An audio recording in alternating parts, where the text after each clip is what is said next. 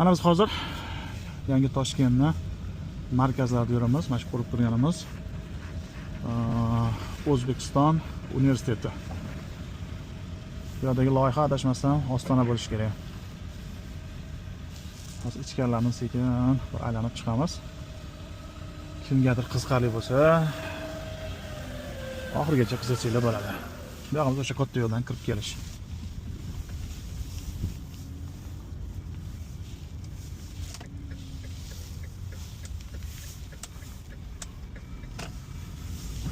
Qurilishlar avjida 24 soatlab tinmasdan ishlashyapti.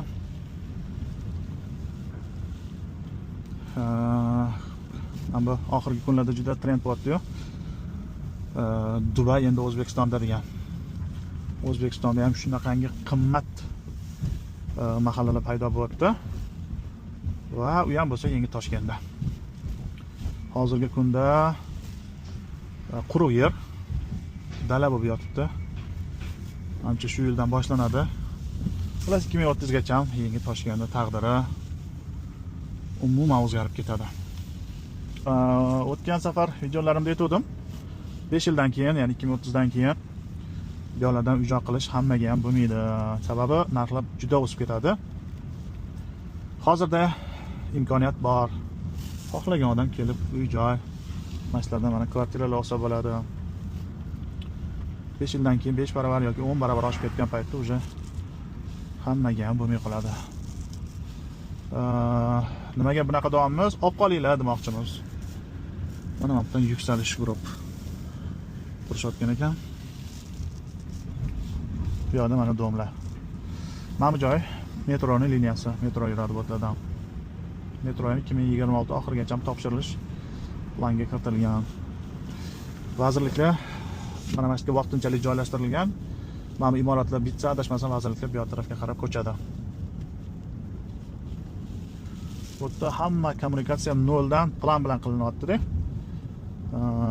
Ertaga bitkazilgandan keyin hech qanaqa ortiqcha ko'lash, ortiqcha ishlar bo'lmaydi. Hammasi plan bilan bo'lganini hisobiga. Mana ko'cha asosiy sentr bo'ladi. Hamma baland imoratlar orqada. Hamma nimaga shu yerdan qulaylik bo'ladi.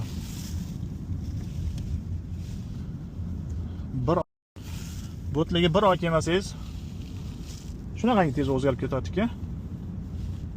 Sababi tez bitirish kerak. Plan katta. Chiqinglar. O'shaning uchun massaviy ishlar ketyapti.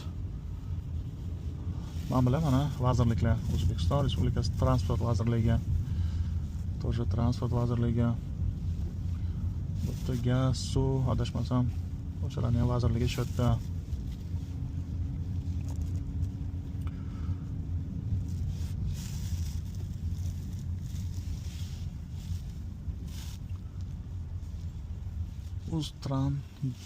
Uztransgaz vazirligi ham shu yerda.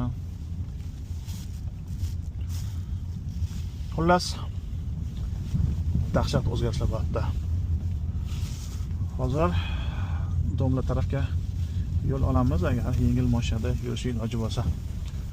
Bo'lar ekan, o'tlagan bir borib syomka qilib qaytamiz.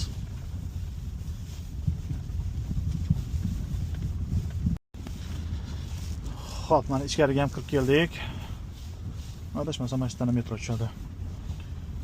Va loy bo'lishiga qaramasdan ma'lumot berish maqsadida ichkariga ham kirdik. Mana ko'rayotgan bo'lsanglar, bitgandagi holatda vashida yaxshirdi.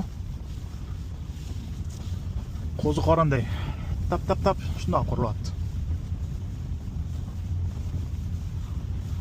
O'tganda maketini obzor qilganimda ko'pchilik so'radi, masjid ko'rmayapti.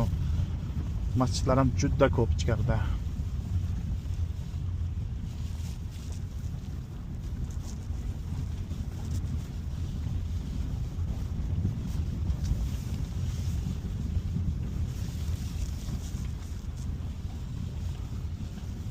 Yon yo'l va ekan, o'shaning uchun shu yerga kirib chiqamiz.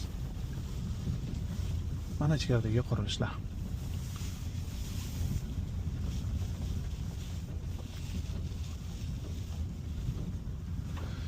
Investitsiyaga eng to'g'ri, ya'ni Toshkentdagi eng to'g'ri lokatsiya hozirda Yangi Toshkent. 1 ga 1, 1 ga 2. 5 yildan keyin umuman 10 barobar hozirgi narxdan o'sib ketadi. Shunaqa gaplar do'stlar.